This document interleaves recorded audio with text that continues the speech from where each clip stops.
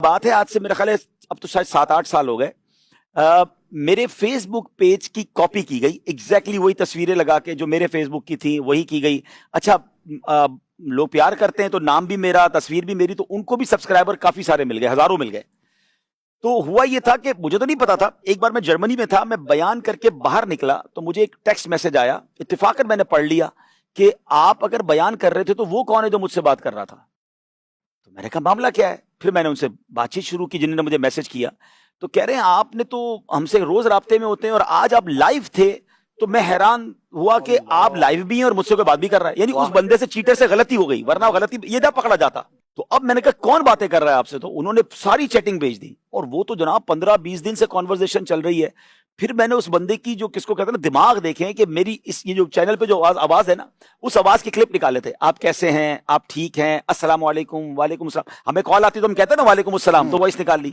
اب کیا ہوا, جو اس فیس بک پیج پہ سلام لکھتا تھا اس کو ڈائریکٹلی جواب میں میری آواز آتا, تو پہلی بار پہ بولڈ کر دیا نا کہ ڈائریکٹ عبدالحبیب سے رابطہ ہو گیا, آواز ہی آ گئی, وہ بھی وائس میں آ گئی, تو کنفرم بھی ہو گیا ان کو. اب بھولے بالے لوگ تھے, اب چل پڑی بات. اچھا وہ اتنا کمال آدمی تھا کہ وہ میری ہر ایکٹیویٹی کو چیک کر رہا تھا. آج میں نے کورنگی میں بیان کیا, بڑا تھک گیا ہوں, ابھی واپس بیان سے فارغ ہوں, تو وہ میرا بیان اس دن کورنگی میں تھا کیونکہ میرے پیج پہ لائیو ہوا تھا.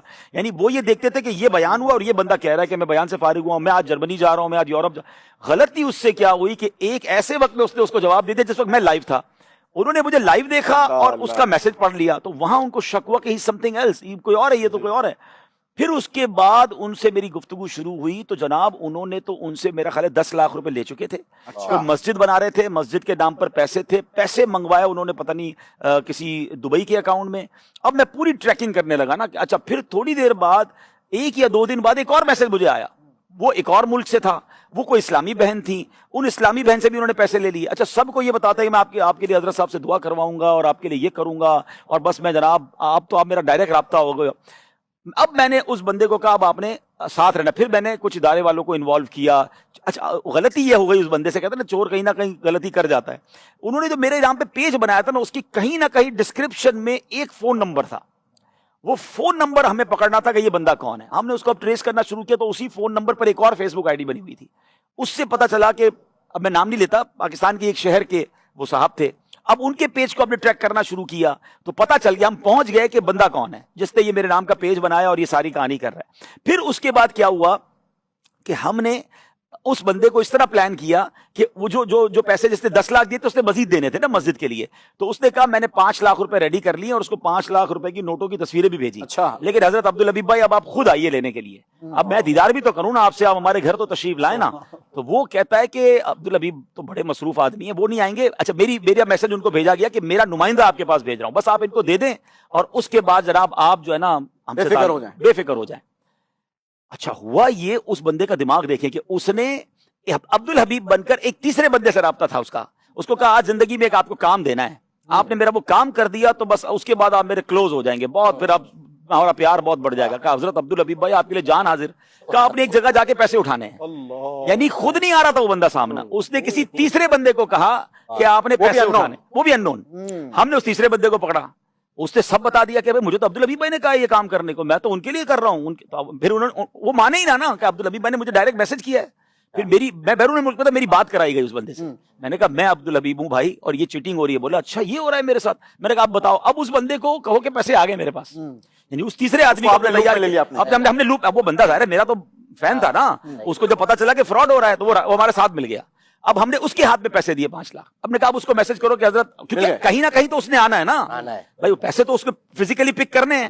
اچھا ہم نے کیا کیا کہ جس وہ شہر کا تھا وہاں ہم نے اپنے اسلامی بھائیوں کو ایکٹیو کر دیا کہ یہ بندہ ہے, یہ دیکھو اب کہاں جا رہا ہے. بالکل ٹائم میچ ہوا. ان کو ہم نے شاید پنجاب میں کہیں رحیم یار خان کے قریب بلانا تھا. وہ بندہ وہاں سے بس میں بیٹھا, مجھے کال آ گئی کہ بس میں بیٹھ چکا ہے اور اسی شہر کی بس میں بیٹھا ہے. وہاں وہ بندہ ریڈی تھا پیسے لے کے. اس بندے کے پیچھے پھر پولیس بھی تھی, ٹھیک ہے نا. اس نے تو وہ بندہ تو اتنا ہوشیار تھا, جب وہ آیا اس کو کہیں بلایا تو پہلے تو اس کا ہاتھ چوما کہ ذرا عبدالحبیب بھائی نے آپ کو بھیجا ہے, آپ تو بڑے کمال کی شخصیت ہے جناب, ٹھیک ہے. اس کے بعد پھر اس کے بعد پولیس نے بھی بہت کچھ اس کے ساتھ کیا, اور اس کے بعد اس کے میں نے پہلے کہا تھا کہ کچھ بھی کر کے پہلے اس کا فون لے لیجیے گا, ہمیں یہ دیکھ رہا ہے کہ کتنے لوگوں کے ساتھ فراڈ کیا اور کس کے ساتھ, اور پھر اس کا فون لیا, پھر اس کا لیپ ٹاپ آیا, اس کے گھر والے بھی آئے, بہت انہوں نے معافیا مانگی, پیسے واپس کیے, لیکن بہت افسوس ہوا کہ یار ایسا کیا انہوں نے. تو یہ ایک واقعہ تھا, لیکن اس سے میں نے پھر اس کے بعد اپنی ویڈیو بھی جاری کی تھی کئی سالوں پہلے کہ مہربانی کر کے زندگی میں ہم دعوت اسلامی والے کبھی بھی اپنے سوشل میڈیا پر آپ سے پیسے نہیں مانگیں گے, اپنے پرسنل اکاؤنٹ میں پیسے کسی کو نہ دیں, چاہے میری آپ ویڈیو بھی دیکھ لیں.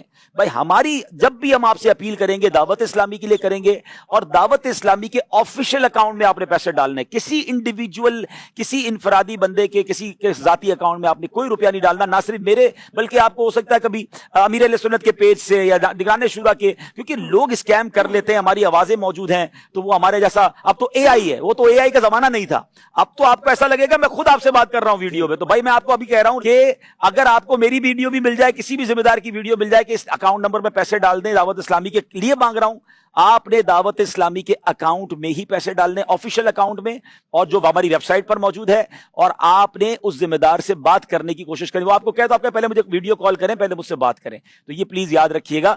تو بہت زیادہ احتیاط کی ضرورت ہے, پرسنل اکاؤنٹ میں کبھی بھی پیسے ہمیں نہیں ڈالنے چاہیے.